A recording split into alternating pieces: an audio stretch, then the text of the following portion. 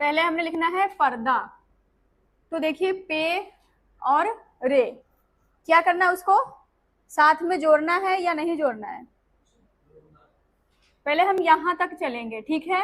पे के साथ रे को जोड़ेंगे, आधा पे और पूरा रे, क्योंकि रे का तो कोई हाफ है नहीं तो पूरा आएगा। अगर यही र पहले होता प बाद में होता तब क्या होता, नहीं जुड़ता। लेकिन अगर प पहले है र बाद में है तो जुड़ गया है। उसके बाद लेना है हमने द के लिए क्या लेना है? उर्दू में कौन से हर्फ है? दाल है, तो र अपने साथ दाल को नहीं जोड़ेगा। मात्रा के लिए क्या है? अलिफ है।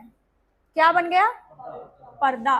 अगर आप लोग कोई भी लफ्ज लिख रहे हैं ना, तो क्या करना है कि आपको ज्यादा गैप नहीं देना बीच में, इस तरह से लिखना है एक साथ इकट्ठा करके। अगर आप नहीं भी जोड़ रहे, जोड़ने वाला नहीं है, तब भी आपको इस तरह से लिखना है कि लगे कि एक लफ्ज है, कोई शब्द है। ये नहीं कि पर यहाँ हो गया, द वहां हो गया, अलिफ वहां हो गया, ऐसे नहीं। गैप ज्यादा नहीं देने हैं, ठीक है।